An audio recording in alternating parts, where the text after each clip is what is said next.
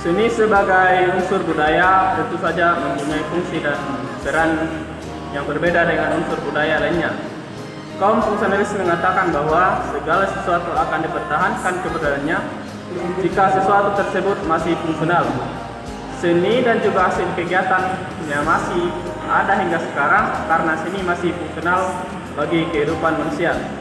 Demikian juga keberadaan benda ciptaan manusia lainnya tetap dipertahankan karena dianggap masih bermanfaat atau masih fungsional.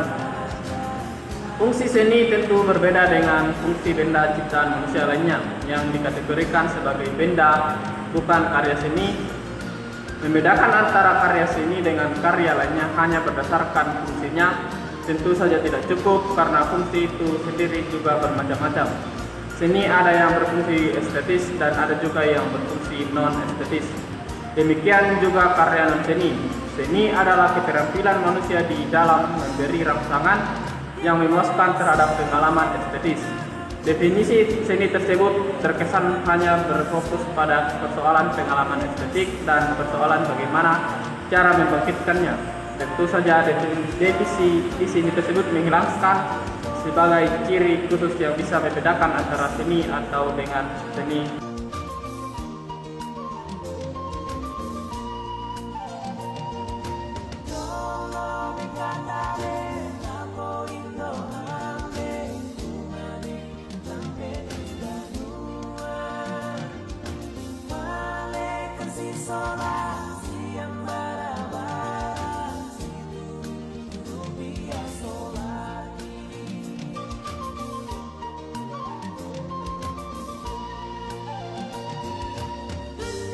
Halo semua, kali ini saya akan membahas mengenai materi pendidikan seni. Pendidikan seni adalah upaya pendidikan dengan menggunakan seni sebagai medianya. Pendidikan seni ini merupakan bagian penting dalam pendidikan secara menyeluruh. Mengapa? Karena pendidikan seni merupakan unsur yang strategis dan fungsional bagi upaya kemanusiaan. Pendidikan seni juga diartikan sebagai suatu hal yang berkaitan dengan keindahan hasil karya yang dibuat oleh peserta. Pendidikan seni memiliki fungsi yang amat penting sebagai sarana atau alat untuk mengembangkan kesadaran atau kepekaan estetik atau keindahan, mengembangkan daya cipta kreativitas, serta menjadi sarana bagi anak untuk mengungkapkan atau mengekspresikan diri dan lingkungannya. Pendidikan seni pada hakikatnya merupakan proses pembentukan manusia melalui seni. Pembelajaran seni di sekolah memfasilitasi anak-anak menyediakan peluang untuk pemenuhan dirinya melalui pengalaman seni berdasarkan sesuatu yang dekat dengan kehidupan dan dunia anak. Selain itu juga pendidikan seni pada hakikatnya merupakan pembelajaran yang menekankan pada pemberian pengalaman apresiasi estetis. Di samping mampu memberikan dorongan lewat seni, juga memberi alternatif pengembangan potensi psikis diri serta dapat berperan sebagai katarsis atau mengembangkan jiwa yang membebaskan. Pendidikan seni sangat efektif bagi anak ditandai dengan terciptanya kondisi yang memberi peluang anak secara bebas terkendali mengembangkan kepekaan fantasi, imajinasi, dan kreasi anak. Selain itu, pendidikan seni juga dapat melatih keterampilan dan koordinasi gerak anak sekaligus sebagai sarana untuk memperkenalkan, membudayakan, dan menanamkan nilai seni budaya bangsa. Selain itu, fungsi pendidikan seni sebagai alat pendidik yaitu dapat menumbuhkan serta mengembangkan kepribadian pembelajaran secara utuh, mencakup potensi fisik, potensi mental, pribadi, dan sosial anak. Pendidikan secara umum seperti halnya pada mata pembelajaran lainnya melalui program pengajaran.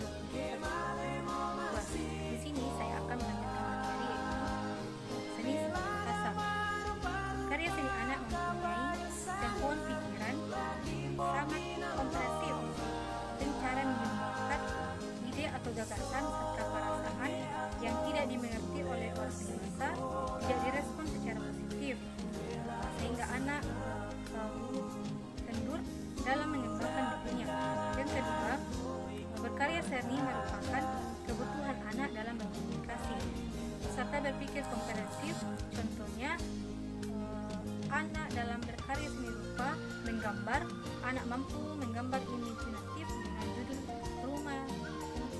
Selanjutnya yaitu ungkapan perasaan atau gagasan. Ini merupakan yang pertama mengutamakan pendapat, yang kedua berkhayal atau berimajinasi, yang ketiga bermain, yang keempat belajar, yang kelima memahami bentuk yang ada di sekitar anak, yang keenam merasakan kegembiraan, kesedihan, dan rasa keagamaan. Dalam proses berkarya seni pikiran, perasaan anak-anak bahkan pikiran anak dicampur perasaan anak.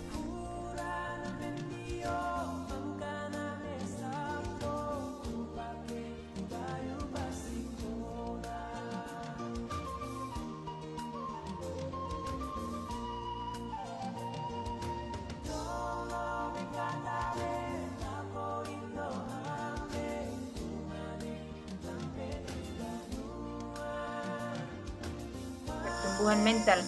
Usia anak sekitar 7-8 tahun antara kelas 1 dan kelas 2 merupakan usia perkembangan penalaran anak, pikiran dan perasaan anak juga mulai berkembang memisah. Pertumbuhan badan atau fisik anak lebih cepat dari perkembangan pikiran. Ketidakseimbangan perkembangan anak tersebut berpengaruh terhadap perkembangan. Misalnya, fungsi nalar berkembang lebih cepat dari ekspresi. Dalam pandangan psikologi humanistik, perkembangan anak dipengaruhi oleh faktor lingkungan seperti teman, sekelilingnya, guru, kelas, ataupun orang tua, dan faktor internal. Teori funksionalistik menjelaskan bahwa faktor internal sebagai modal awal seperti pikiran dan perasaan, biasanya kedua faktor ini berjalan saling mempengaruhi secara berseimbang. Misalnya fisik, intelektual, emosional, dan emosional secara interaksi antara semua faktor yang mempengaruhi motivasi belajar. Funksionalistik menyatakan bahwa dalam jiwa manusia berkembang konkret, afektif, dan psikomotorik. Misalnya di dalam seni tari mengalami kesulitan bentuk gerakan tubuh ketika oleh tubuh anak diminta untuk menirukan berupa gerakan, menambah dan mempraktekkan gerakan, tapi ada anak yang merasa kesulitan dalam mengikuti instruksi atau menggerakkan badannya atau kurang percaya diri, padahal gerakan tersebut semestinya mempunyai jangkauan imajinatif bagi anak. Pertumbuhan mental dapat juga dikembangkan bahwa pendidikan pada masa usia dini merupakan wahana pendidikan yang sangat fundamental dalam memberikan kerangka dasar terbentuk dalam perkembangan dasar-dasar pengetahuan, sikap dan keterampilan pada anak. Pendidikan anak usia dini adalah suatu upaya pembinaan yang ditujukan kepada anak sejak lahir sampai dengan usia 6 tahun yang dilakukan dengan memberikan rangsangan pendidikan untuk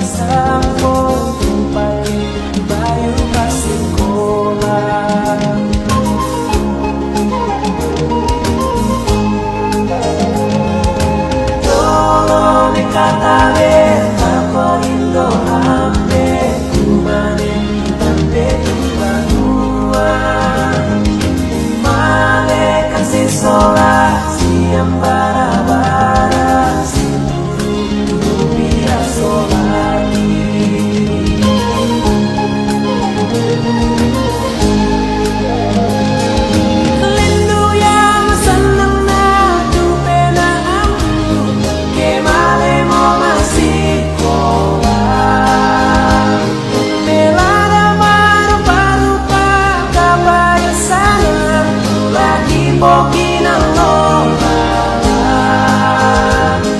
solo che amo sulle sekolah mandi bela sanganku udah pekarangan iku mangkada kaitu kamu baik merana